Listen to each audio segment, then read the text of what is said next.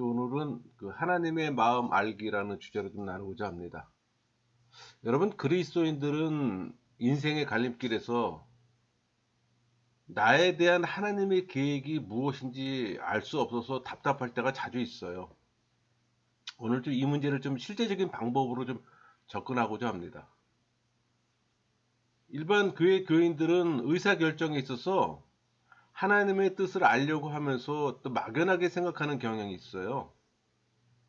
그 사람들은 당면한 이 문제에 대해 지혜에 근거한 판단보다는 더 직접적이고 즉각적인 하나님의 또 인도 방식을 바랍니다. 아마도 그 원인은 이 세속 문화의 어떤 감정적이며 단기적인 사고방식 때문 아닌가 하는 생각도 해봐요. 또 그리스도인 각자가 또 하나님의 자녀이기 때문에 뭐 중대한 결정을 내려야 할 때마다 또 하나님의 특별한 인도가 있다고 또 멋대로 생각하기 때문이기도 합니다. 근데 사실 그런 생각은 작은 믿음으로 어떤 유치한 이기주의를 반영한 거예요. 여러분, 구약 성경에서 이 직접적인 계시로 인도받는 것을 보고서 하나님의 인도가 또 보통 이런 식으로 주어진다는 인상을 받았기 때문이 또 아닌가 하는 생각도 해봐요. 우리는 보통 구약 성경을 문자적으로 이해하는 분들이 많잖아요. 구약 성경을 믿음이라는 복음의 필터로 복음을 뽑아내야 되는데 그냥 유대 경전 보는 것처럼 그냥 문자적으로 보는 분들이 의외로 많아요. 특히 뭐 세대주의들이 대표적인 케이스지만. 여러분, 우리 마태복음 6장 33절 볼까요? 그런즉 너희는 먼저 그의 나라와 그의 의를 구하라. 그리하면 이 모든 것을 너희에게 더하시리라. 하나님의 나라, 하나님의 의를 많이 들어봤을 겁니다. 예수님께서 자주 강조하는 내용이에요. 그러니까 철저하게 하나님의 영광을 위해 사는 삶의 모습이기도 합니다. 사실 많은 교인들은 예수님처럼 살기를 원합니다. 그러나 상당수의 교인들은 그렇게 살 수가 없어요. 그것은 신앙인만이 가능합니다. 그러니까 성령 세례 받은 사람만이 가능한 일이에요. 또 큰 믿음 가진 자만이 가능한 일입니다. 여러분, 그 하나님이 세상의 모든 인간에게 양심이라는 선물 줬어요. 그건 뭐 불신자나 신앙인이나 예외가 없습니다. 모든 인간에게 양심을 다 갖고 있습니다. 근데 성령 세례 받은 사람에게는 예수의 믿음을 선물로 줬습니다.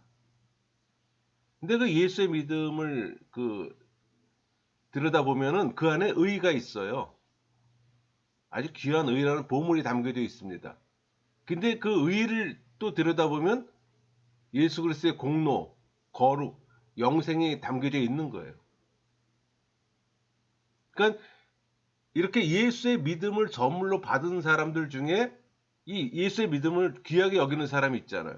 우리 그런 사람들을 큰 믿음의 소유자라고 얘기를 합니다. 근데 그 예수의 믿음을 선물 받았지만 귀하게 여기지 않는 사람들이 있어요. 그런 사람들은 작은 믿음의 소유자가 되는 거예요. 이 큰 믿음의 소유자하고 작은 믿음의 소유자는 어떤 결과를 초래하는 거 아니? 큰 믿음의 소유자는 하나님의 나라와 하나님의 의를 추구하는 겁니다.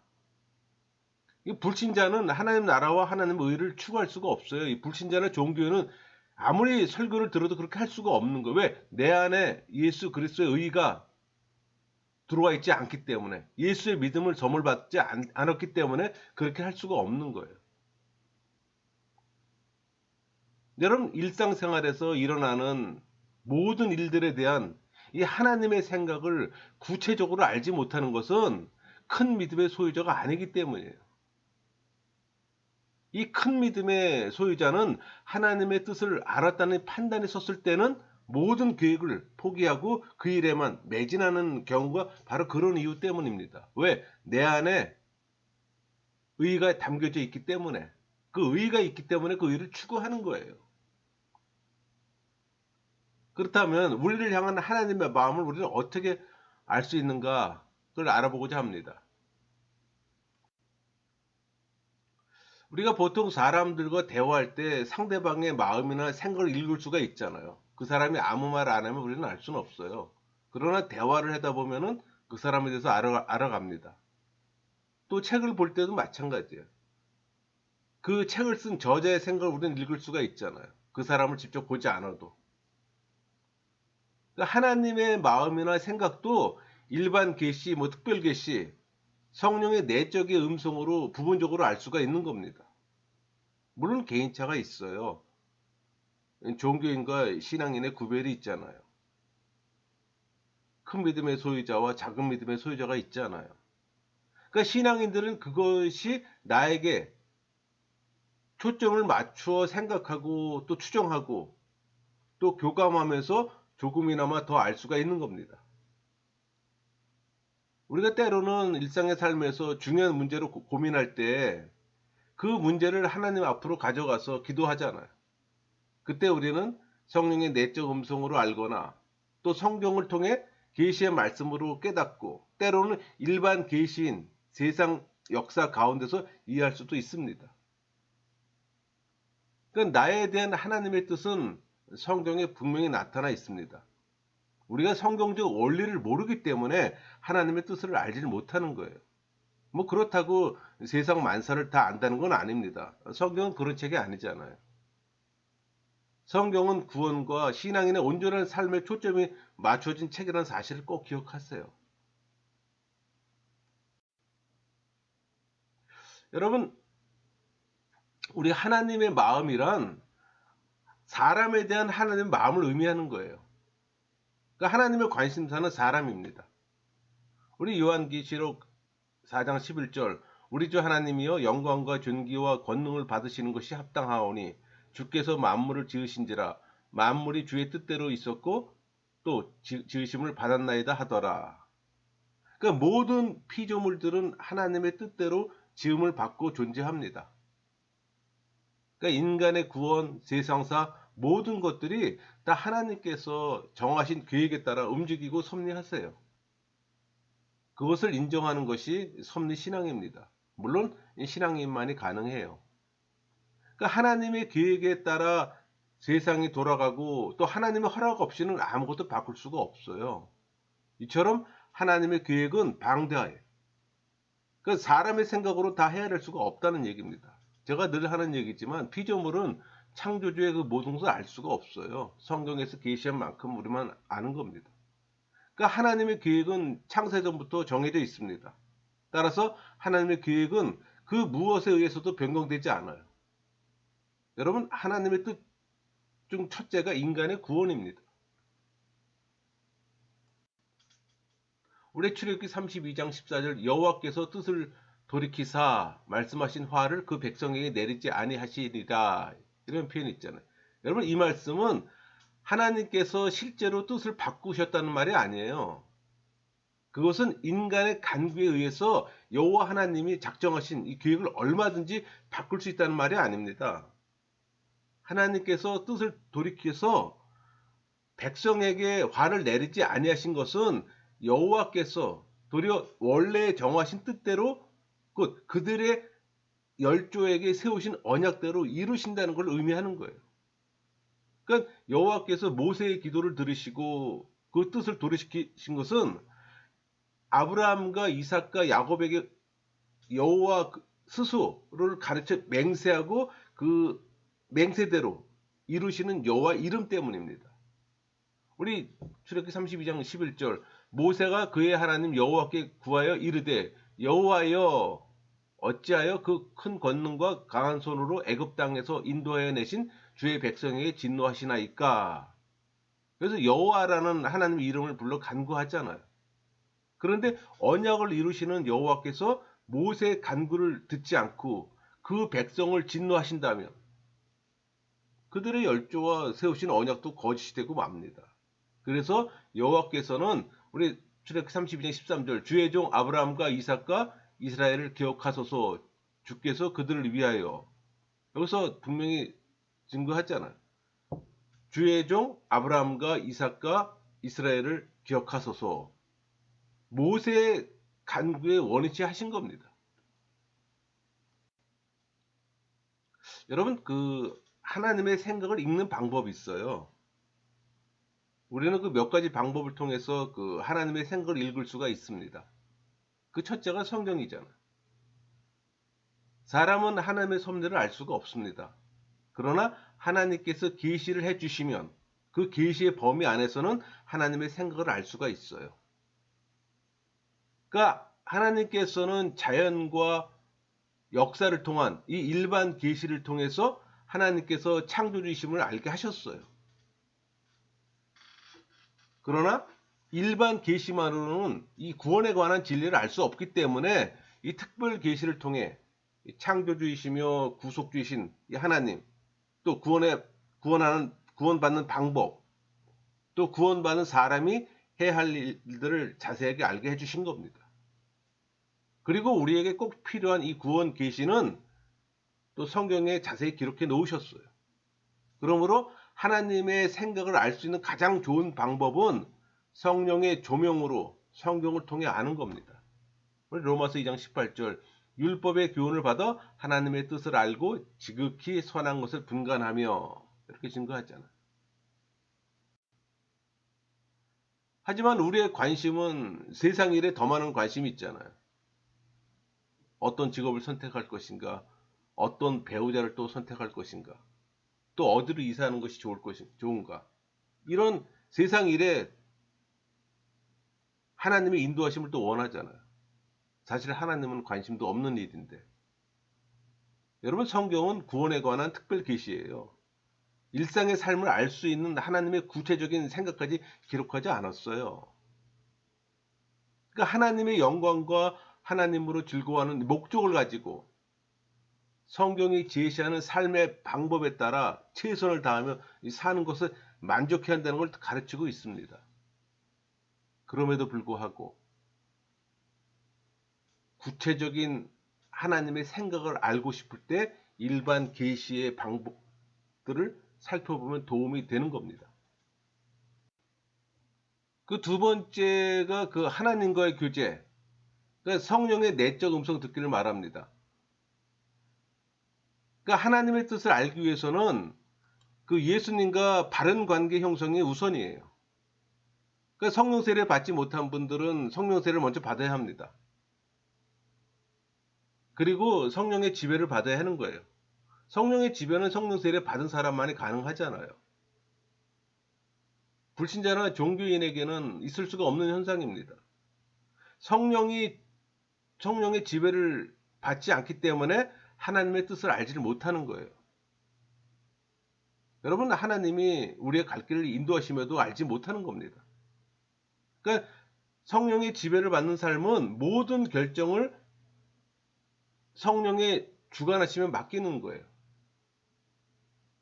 그러면 성령께서 갈 길을 인도하시고 이끄십니다. 그러니까 인생의 매 순간을 인도하세요. 말씀으로 인도하시는 겁니다. 그러니까 개인을 향한 하나님의 구체적 생각은 주로 하나님과의 교제를 통해 알려지는 거예요. 그래서 예수님께서는 우리에게 누가복음 11장 9절 10절 볼까요? 내가 또 너에게 이르노니 구하라. 그러면 너에게 주실 것이요. 찾으라. 그러면 찾아낼 것이요. 문을 두드리라. 그러면 너에게 열릴 것이니 구하는 이마다 받을 것이요. 찾는 이는 찾아낼 것이요. 두드리는 이에게는 열릴 것이니라. 이렇게 증거합니다. 그러니까 성경의 말씀을 통해 성령의 내적 음성 듣기가 습관화된 사람은 하나님의 뜻을 알기에 최적이에요. 그래서 아침마다 말씀 앞에 앉아서 묵상하면은 성령 하나님께서 어떤 형태로든 깨달음을 주시거나 말씀으로 조명해 주십니다. 그러니까 하나님의 생각을 알게 하시는 이 연관된 어떤 성경 말씀을 읽고 듣는 중에 깨달아지는 형식으로 또 알게 하시고 또 실제적인 현상으로 보이시거나 또 생각 속의 느낌 등으로 계시하는 것이 보통이에요. 그러니까 하나님의 생각이 특별한 현상을 통해서 계시하는 게 아니에요.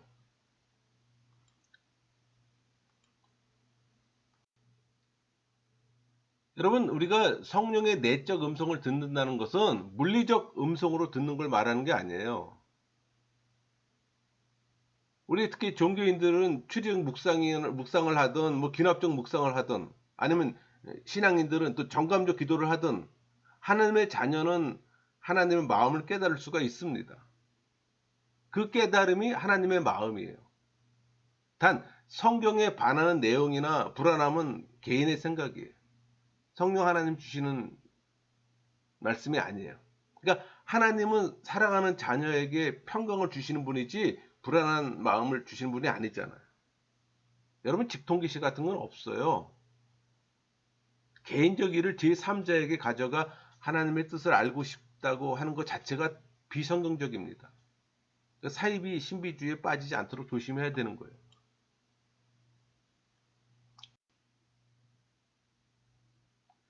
여러분 우리가 하나님의 인도함을 구할 때 우리는 자신이 최대의 적이 돼서 낭패 보는 경우가 있어요. 우리 뭐 내적 음성 듣기나 뭐 구약의 양털 시험 또는 성경을 아무데나 펴는 것 등을 통해서 인도를 받으려는 사람들은 이런 오해의 마법에 걸려 있는 사람이에요. 하나님께서 나에게 이렇게 말씀하셨어 라고 말할 수 있는 어떤 특정한 경험이 하나도 없으면 아직 인도를 받지 않았다고 말하는 사람들도 있습니다.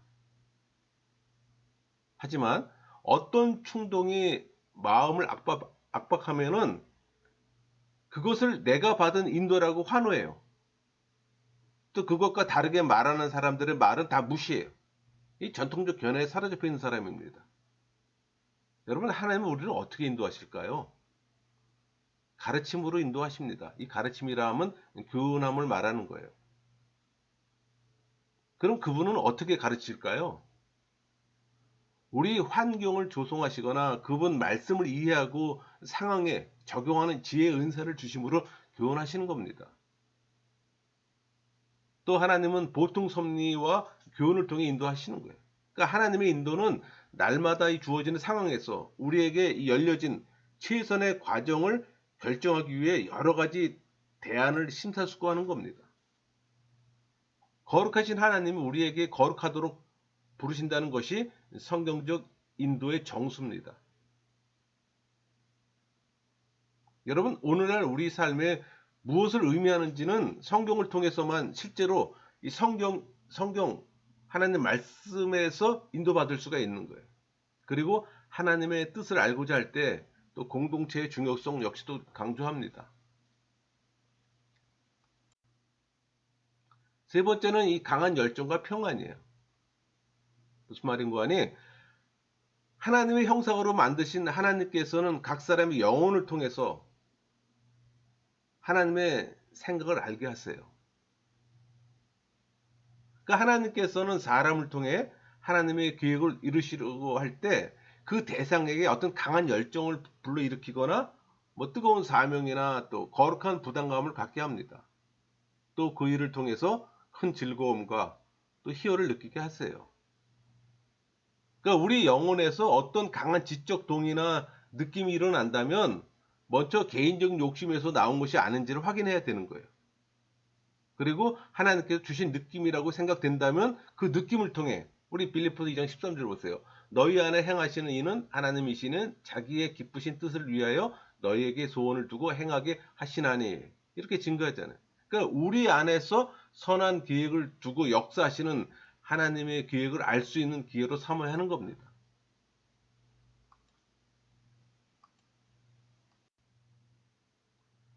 여러분 하나님의 생각을 알기 위해서는 또 자기에게 주어진 은사와 능력을 살피는 것도 중요해요. 그러니까 뭐 교수나 운동선수가 되는 것이 하나님의 계획이라고 생각하면서도 공부를 안 하고 운동을 못 한다면 그 생각은 잘못된 거죠. 우리 그 출애굽기 4장 14절 여호와께서 모세를 향하여 노아에 이르시되 레위 사람 내 형 아론이 있지 아니하냐 그가 말 잘하는 것을 내가 아노라 그가 너를 만나러 나오나니 그가 너를 볼 때 그의 마음에 기쁨이 있을 것이라.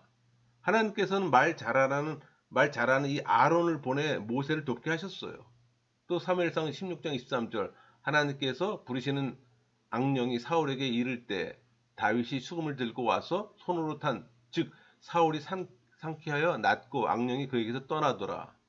수금을 잘 타는 다윗을 통해 또 악령이 물러가게 하셨고 우리 사도행전 22장 3절 나는 유대인으로 길리기아 다소에서 낳고 이성에서 자라. 가말리엘 문화에서 우리 조상들의 율법에 엄한 교육을 받았고 오늘 너희 모든 사람처럼 하나님께 대하여 열심히 있는 자라. 가말리엘 문화에서 공부를 했던 바울을 사용해 복음의 도리를 또 기록하게 하셨어요. 그러니까 하나님은 사람에게 다양한 은사를 주셨습니다.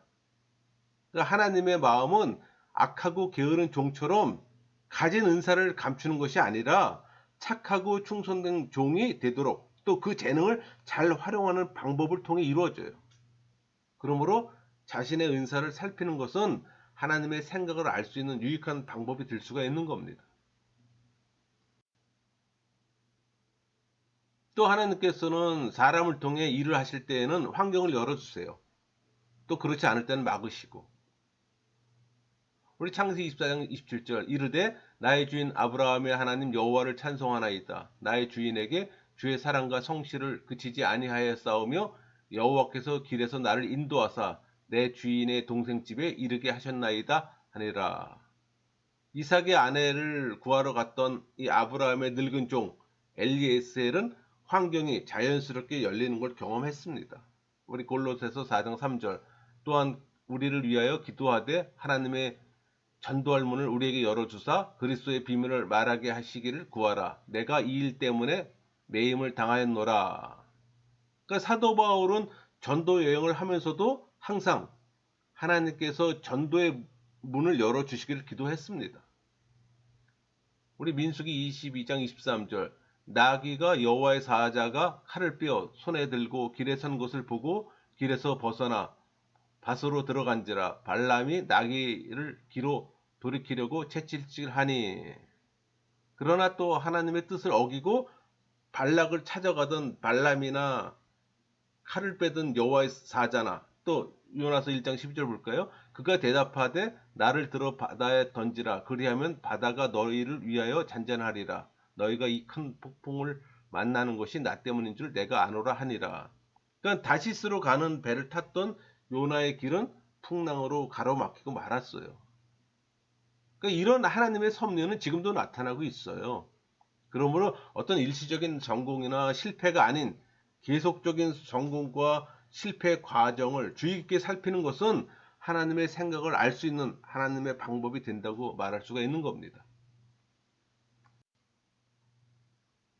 여러분 또 하나님의 마음을 알기 위해서는 다른 사람의 생각을 참고하는 것도 필요해요.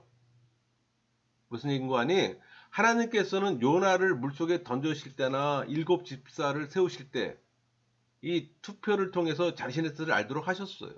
그래서 우리 잠언 16장 33절 제비는 사람이 뽑으나 모든 일을 작정하기는 여호와께 있느니라 이렇게 증거하잖아요. 그러니까 성경은 제비는 사람이 뽑아도 그 일을 작정하시는 하나님이라고 분명히 말씀하세요. 우리가 그 국회의원이 되고 싶어도 선거 때마다 실패를 한다면 그 길을 가는 것이 과연 하나님의 마음과 일치하는가를 다시 생각해 보는 것이 좋을 겁니다.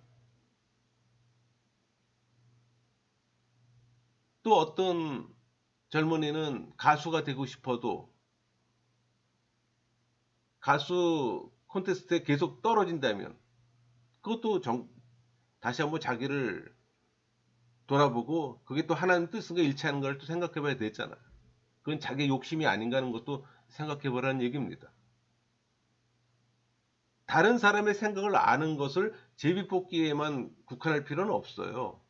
하나님의 마음을 알기 위해서는 영적 분별력을 가진 사람의 생각을 많이 듣는 것도 매우 중요합니다. 그래서 주변에 이런 영적 분별력을 많이 가진 사람들이 주변에 있다면 그 사람은 행복한 사람이에요.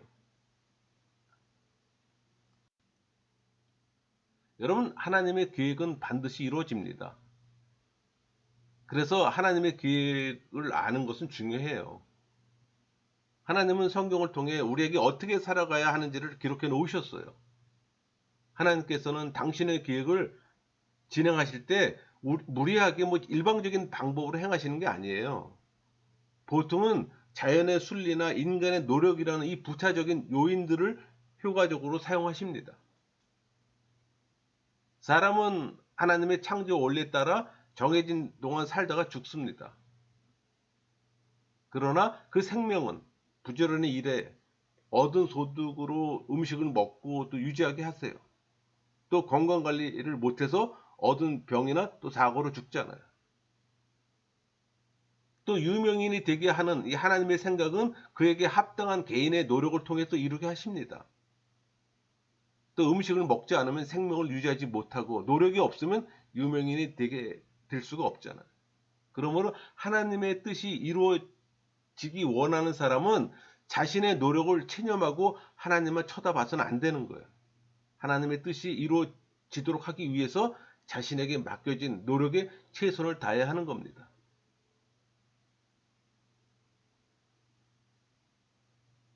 체념적인 태도는 좋은 믿음의 자세라기보다는 오히려 하나님의 심판을 초래하게 만드는 악이 되기가 쉽습니다.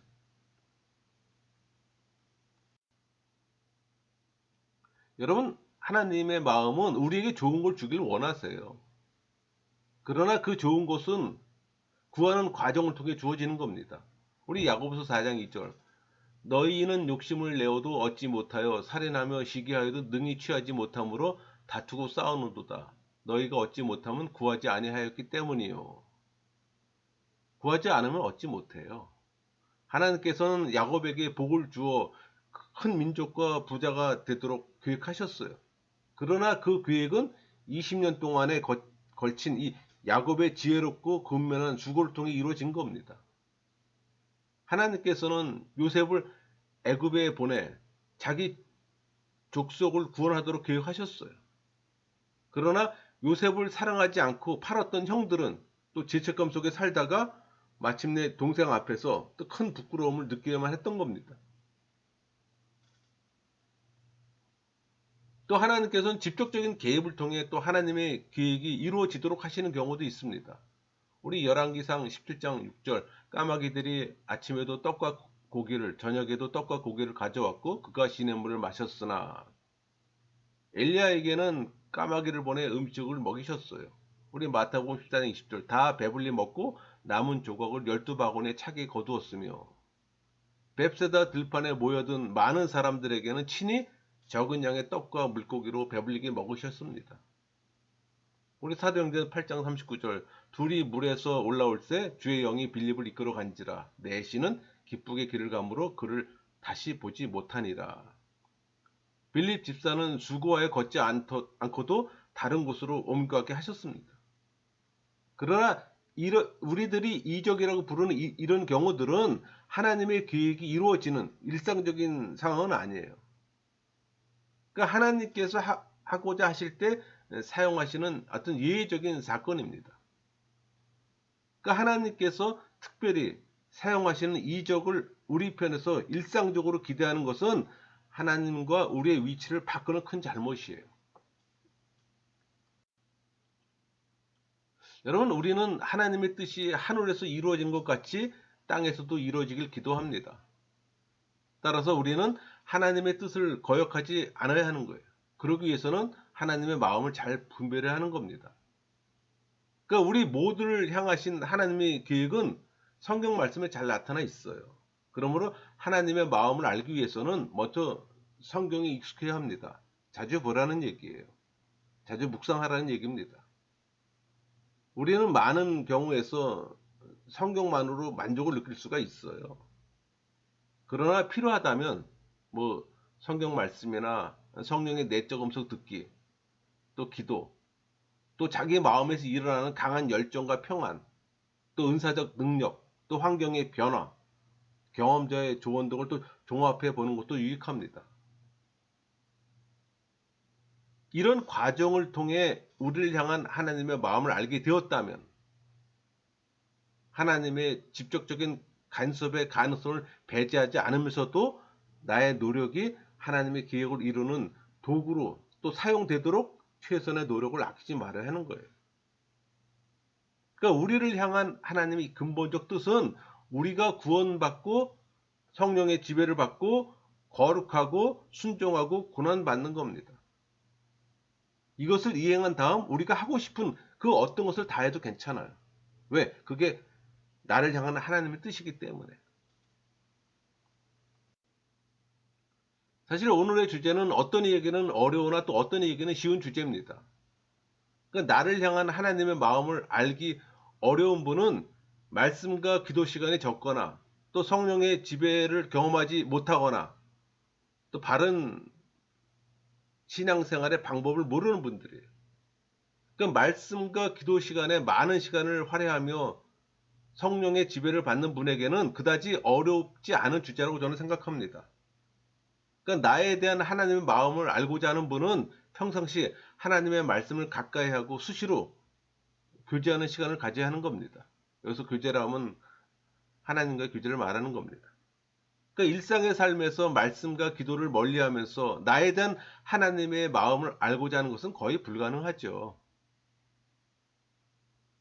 그러니까 하나님은 성령의 지배를 받는 하나님의 사람을 위해 갈 길을 예비해 놓으셨다는 사실을 꼭 기억하시고 단 자기 욕심에서 벗어나야 하는 겁니다. 그러니까 인간과의 교제도 빈번할 때 상대방의 마음을 알 수 있듯이 하나님의 교제도 마찬가지예요. 말씀과 기도가 빈번할 때 하나님 뜻과 하나님 마음을 알 수가 있는 거예요. 늘 하나님과 교제하는 사람은 하나님의 인도하심을 받고 살아갑니다. 주시는 말씀도 받고 또 교제 가운데 주시는 평강을 경험해요. 왜? 하나님이 우리를 지배하는 수단이 은혜라 그랬잖아요. 그러니까 내가 은혜 받을 때 그 모든 것들을 경험하게 되는 거예요. 이 주제로 내 신앙생활을 점검하는 기회를 갖는 시간이 되었으면 합니다. 여러분, 세상의 분주함은 영적 게으름을 가져온다는 이 단순 진리를 인식하고 늘 말씀과 기도 속에 사시는 여러분 모두가 되기를 소망합니다. 말씀을 마치겠습니다.